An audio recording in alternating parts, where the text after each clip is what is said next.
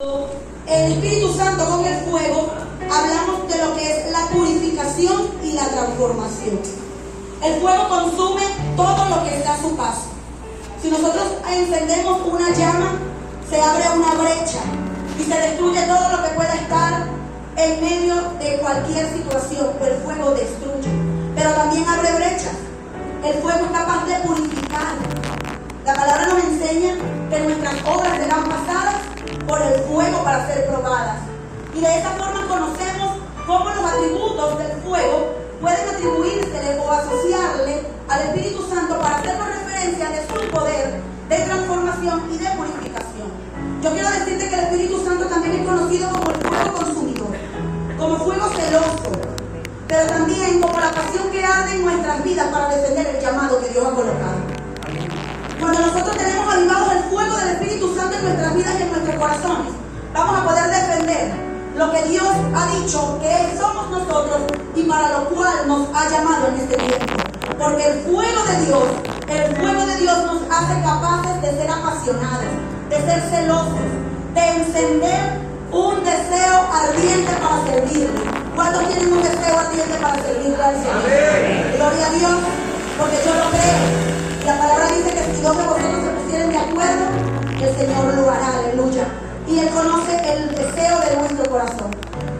Y cuando investigaba sobre estos atributos, sobre estas asociaciones del Espíritu Santo con la simbología, venía a mi espíritu cómo el fuego manifestaba en el Antiguo Testamento la presencia de Dios.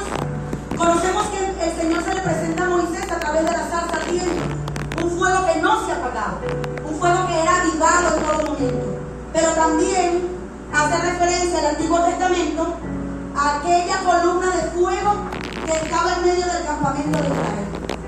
Su presencia estaba constantemente, dice la palabra de Dios, y se le refería como una columna ¿de qué? De fuego. Asimismo, esto nos asegura, guía y fortalece. Pero ¿sabes qué? En el Nuevo Testamento también el Señor se presenta como llamas, como lenguas de fuego del Pentecostés. El Pentecostés nos hace referencia a cómo el Espíritu Santo comenzó a dotar, a capacitar a estos que esperaron en el aposento alto y del cual todo ese lugar fue lleno, dice la palabra. Ese Espíritu que fortaleció y nos da esa iluminación en medio de la oscuridad. Quizás nosotros podemos estar pasando una batalla muy fuerte, pero cuando vamos a la presencia de Dios y buscamos el rostro de Dios, comienza a iluminarse esa presencia y nos da una salida estratégica que nos va a garantizar que el fuego de Dios es capaz de consumir cualquier cosa que quizás tú y yo no podemos con nuestras propias fuerzas. También lo conocemos como el agua de vida, como la fuente de vida. El Espíritu Santo a través del agua simboliza la renovación y la bendición de Dios. Un refrigerio, una fuente de crecimiento espiritual.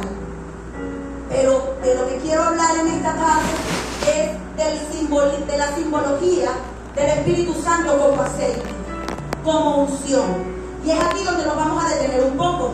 Vemos que en el contexto bíblico que leímos, en el libro de 1 de Juan, capítulo 2, verso 20, ¿qué dice?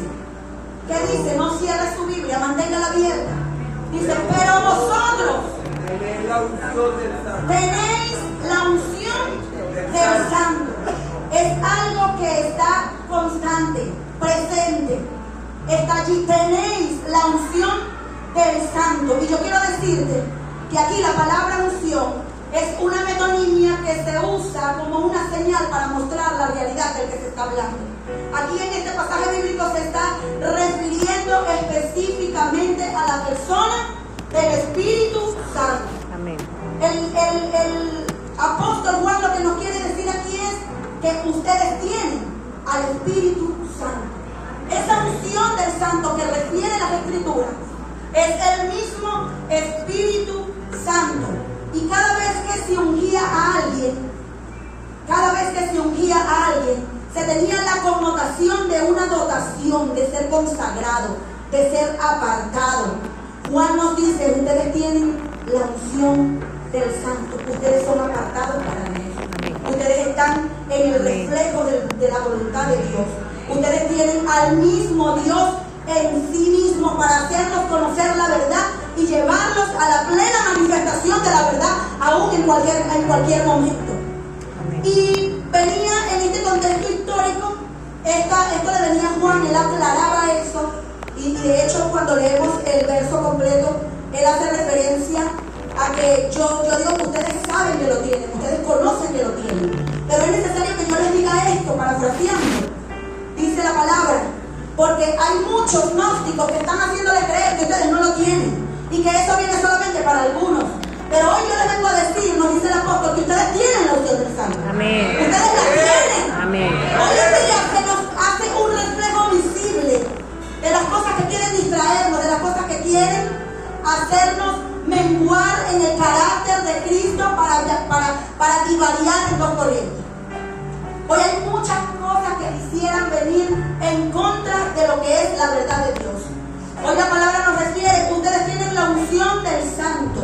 No hay nada que pueda engañarlos y hacerlos caer, porque tienen al Espíritu Santo que les da el conocimiento de Dios.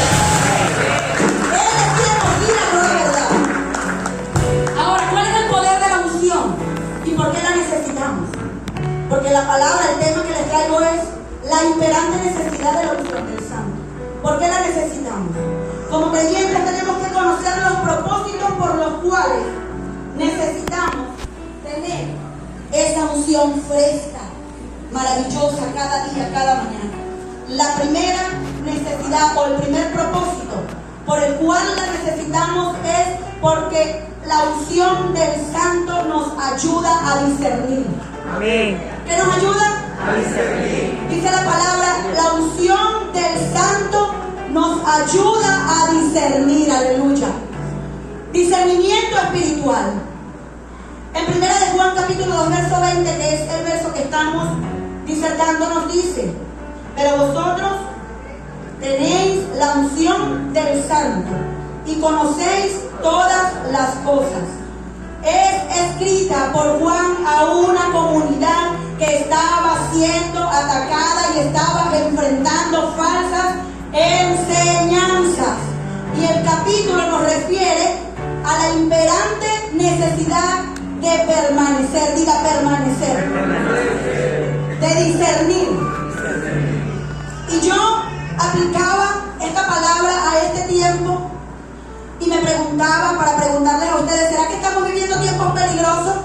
Sí. ¿Qué cree usted? ¿Estamos viviendo tiempos peligrosos? Sí. Yo creo que estamos viviendo los tiempos más peligrosos y vendrán peores. También creo que estamos viviendo los tiempos de apostasía, los tiempos donde la operación del falso ungido o el anticristo quiere hacer manifiesta todas sus obras para engañar al pueblo de Dios. Estamos viviendo esos tiempos de error, esos tiempos de doctrina de error, donde todo el mundo quiere levantar algo para alabarle, para adorarle, para creer en ello. Pero tú y yo tenemos la unción del Santo. Y esa unción nos capacita para discernir.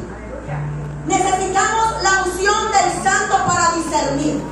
Si nosotros no sostenemos esa dotación que el Señor nos ha entregado en santidad, en valoración, en amor, en pasión, permitiéndole incluso al Espíritu Santo que si quiere usarse, quiere mostrarse como agua, pueda derribar lo que quiera levantarse en mi corazón, que si quiere mostrarse como fuego, pueda consumir lo que quiere levantarse en mi corazón y en mi vida. Nosotros vamos a poder discernir los tiempos y vamos a poder darle la batalla, una batalla que está ganada, pero que sigue arrastrando gente, que sigue haciendo de la comunidad cristiana una presa apacible, apetecible para hacerla caer. Entonces necesitamos la unción del Santo para discernir. A través de la oración, a través del ayuno, a través de la corrección de nuestros líderes, a través de las cosas, de las herramientas que el Señor ha dotado a la iglesia, nosotros podemos discernir en el Espíritu, pero tenemos que ser intencionales. Es necesario que la iglesia ahora, en este tiempo de tanta doblez espiritual, pueda sostener una visión clara de quién es el que lo ha llamado y qué unción tiene. ¿Qué unción tiene la iglesia? La unción del Santo, la unción que rompe yugos, la unción que rompe cadenas, la unción que no permite que el engañador entre, la unción que hace manifiesta todas las cosas en espíritu de verdad. Esa es la unción que el Señor nos declara en su palabra, que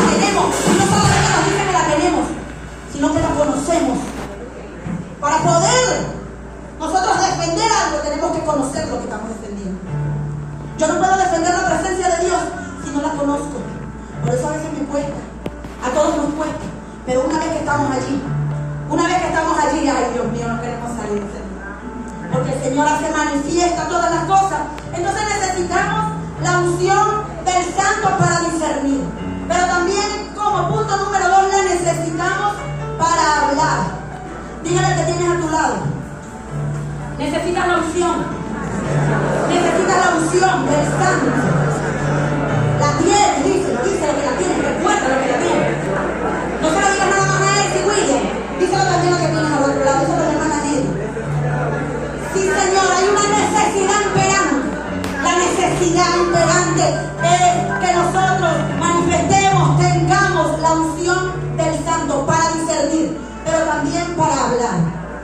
Para hablar. Dice la palabra en el libro de Lucas, capítulo 12, versos 11 y 12.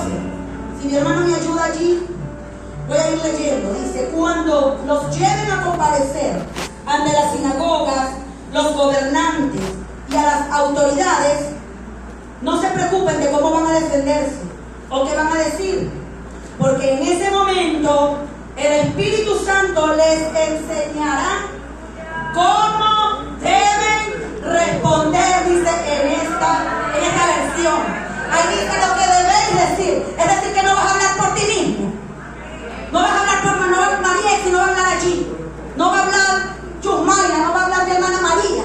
Ahí va a hablar en ese momento cuando la unción está fluyendo como ríos de agua viva, que estremece todo el ser, que rompe las cadenas, que hace manifiesto. Y le va a hablar el mismo verbo. Que va a hablar de la unción que está en nosotros. No te preocupes cómo vas a defenderse, porque en ese momento será el Espíritu Santo quien hablará. Unción para hablar. Yo quiero decirte que la unción se mueve en ese toque especial que da el Espíritu cuando nos expresamos.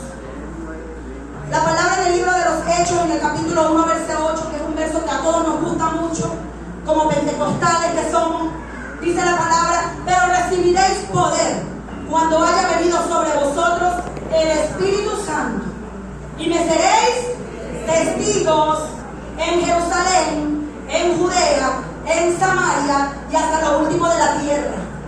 Seremos testigos en Candelaria, en Cañón de Azúcar, en Arsenal, en el sector 1, sector 2, sector 3, sector 20, sector 42, todos los sectores del Santo.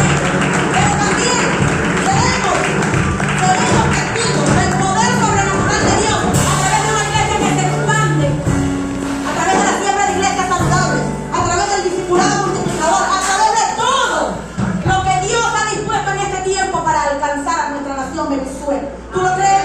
Amén. Yo lo creo, aleluya.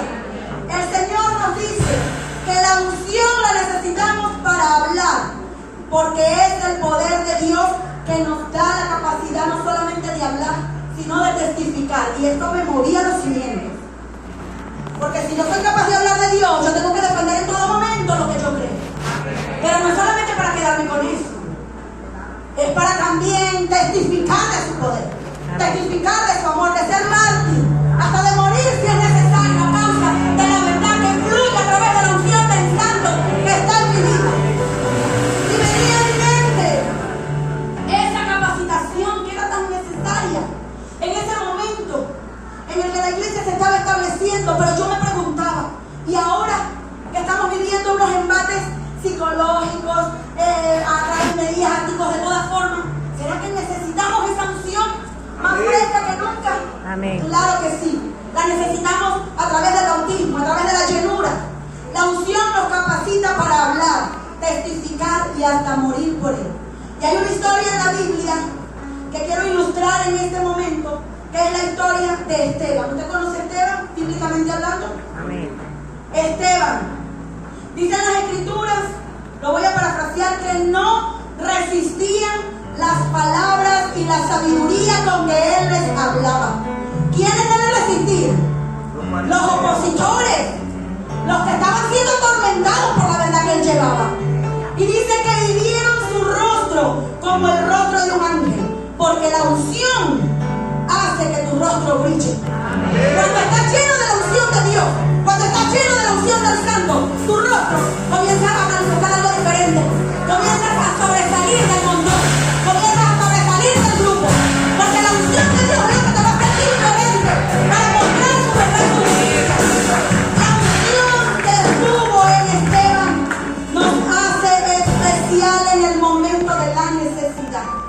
Y no solamente eso, sino que te va a capacitar para resistir. Porque mientras otros creen que nos están haciendo daño, estamos viendo la manifestación de la gloria de Dios. Estamos viendo la manifestación de la gloria de Dios.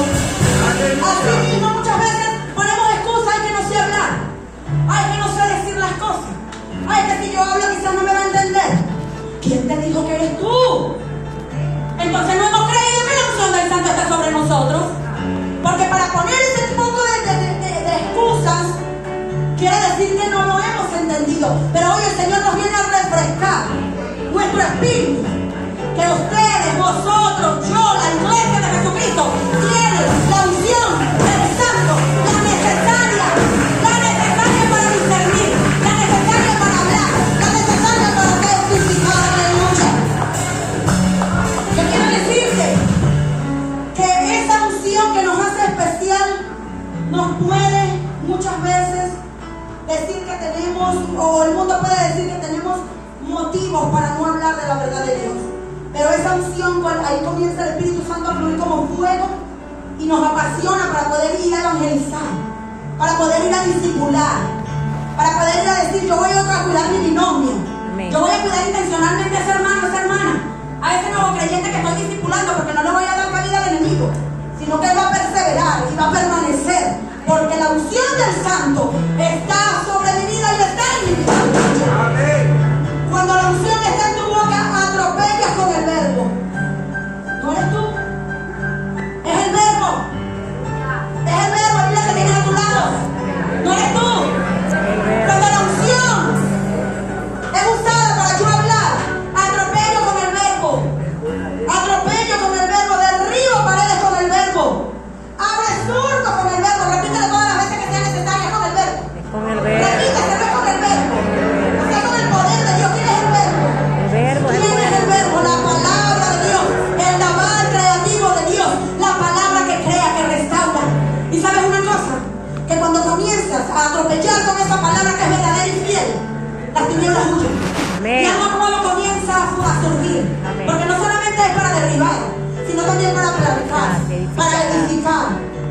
Comienzan nuevos tiempos, nuevos comienzos. Comienza a producirse algo nuevo. Se construye la verdad de Dios en donde quiera que se habla de esa verdad, de esa palabra. El lavar creativo de Dios sale de tu boca por el poder del Espíritu Santo, por la unción del Santo, a través de esa unción. Y no solamente eso, sino que la espada del Espíritu, que es la palabra, fluye y funge como un arma de guerra. Fluye y funge como un arma de guerra para desarticular las palabras de maldición. Yo no sé cuántos aquí han creído que no sirven, que no valen. ¿Cuántas veces las palabras han tomado lugar para maldecir en vez de bendecir? Pero hoy la unción que está en vosotros, rompe las palabras de maldición creadas para crear cosas nuevas, para comenzar a abrir torrentes y fluir en la verdad de Dios. Esa unción es necesaria para aconsejar, es necesaria para orientar, es necesaria para mentorear. ¿Cómo es que no la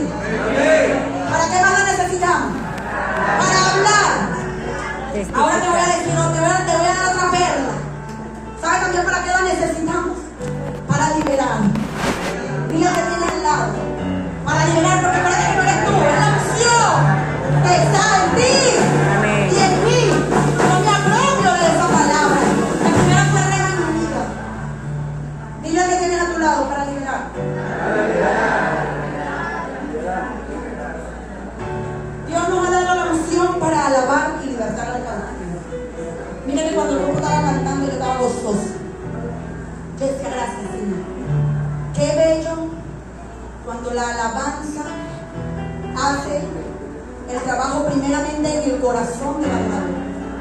Porque cuando la alabanza como herramienta es usada en un corazón de un adorador, las cadenas se rompen, Amén. los yugos se pudren Amén. y comienza a fluir la bendición de Dios para traer restauración. Cánticos espirituales. El griego de estos cánticos espirituales es neumáticos.